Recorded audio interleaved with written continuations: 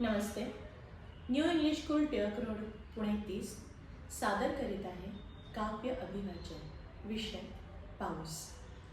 मी निकिता महाजन. नमस्ते, मी पूनम पाटील. नमस्ते, मी प्रतीक आडगळे. नमस्ते, मी स्वाती यज्ञोपवी. नमस्ते, मी देवीदास झोडगे.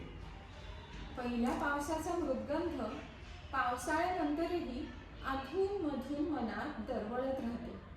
अगदी पहिल्या प्रेमासारखाच. प्रेमाचं आणि पावसाचं नातंही अगदी तसेच आणि स्वभावही जुळणारे. कधी उत्कट तर कधी तरल. प्रेमात आकंठ बुडलेल्या एकाला पाऊस आवडतो आणि एकाला नाही. असे झाले तर कवी सौमित्र म्हणतात, त्याला पाऊस आवडत नाही, तिला पाऊस आवडतो. त्याला पाऊस आवडत नाही, तिला पाऊस आवडतो. ढग दाटून आल्यावर तो तिच्या तावडीत सापडतो. मी तुला आवडते पण पाऊस आवडत नाही.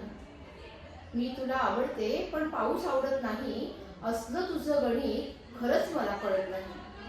पाऊस म्हणजे चिखल सारा, पाऊस म्हणजे मरगळ. पाऊस म्हणजे गार वारा, पाऊस म्हणजे हिरवळ. पाऊस कपडे खराब करतो, पाऊस वैतागवाडी. पाऊस म्हणजे गार वारा, पाऊस म्हणजे झाडी. पाऊस रेंगाळलेली कामे, पाऊस म्हणजे सुटी उगाच. पावसामध्ये गुपचूप निसटून मन जाऊन बसतं घरात. दरवर्षी पाऊस येतो. दरवर्षी असं होतं, पावसावरून भांडण होऊन लोकांमध्ये हसं होतं. पावसावरून भांडण होऊन लोकांमध्ये हसं होतं. पाऊस आवडत नसला तरी ती त्याला आवडते. पाऊस आवडत नसला तरी ती त्याला आवडते. पावसासकट आवडावी ती म्हणून तीही झगडते.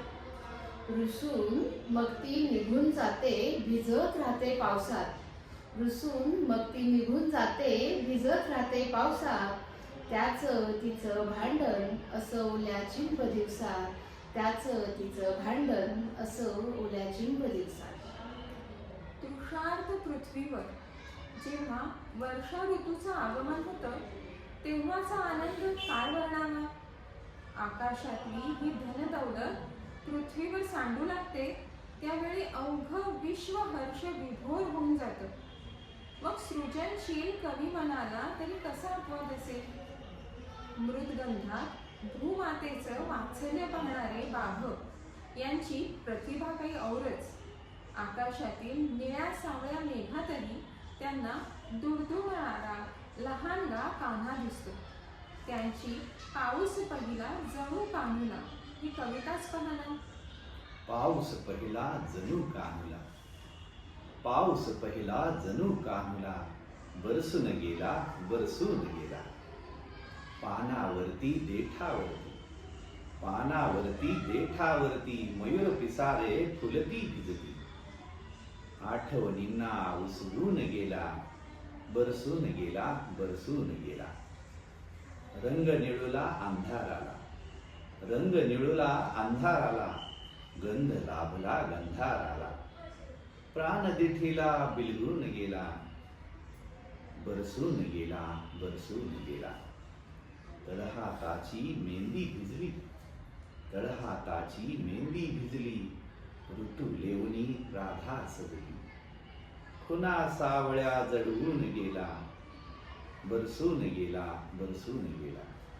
पाऊस पहिला जणू कान्हुला, बरसून गेला, बरसून गेला.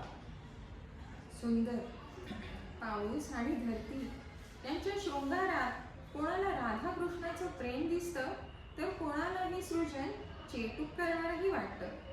कवयित्री आश्लेषा महाजन विचारतात, कुठे निघाल्या हिरव्या वाटा, कुठे निघाल्या हिरव्या वाटा. पानोपानी आरस टिंबे. पाऊस नक्षी गच्च टपोरी, चिंबढगांची सावळ्या बिंबे. कुठे बहकल्या हिरव्या वाटा, अंगांगावर मृण्मय अत्तर. नजर उचलता आर पारसे, भवताली घम घमके अंतर. किती सांडले कुंभ नभाचे, मिसळून गेले नदी झऱ्यातून. कुणी खळखळे काठ बेतुनी, कुणी उसळती खोल उरातून. खेचत नेती हिरव्या वाटा, दरी कपारी कुहरांमध्ये.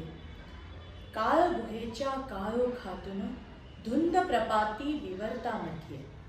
चेटुक करती हिरव्या वाटा, चेटुक करती हिरव्या वाटा, रानभरीच्या चकव्यामध्ये. दिशाक्षिती ही विलोपती त्या, भुलावणीच्या कैफामध्ये.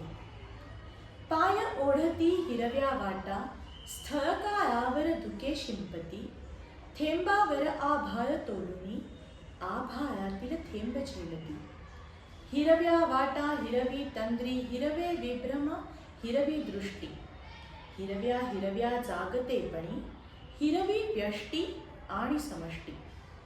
शोषून घेती हिरव्या वाटा, शोषून घेती हिरव्या वाटा. ऐलम्यातले दुःख भरजरी, दुस्तर घाटा नंतर केवळ. पैलम्यातली दिव्य ओवरी, पैलम्यातली दिव्य ओवरी.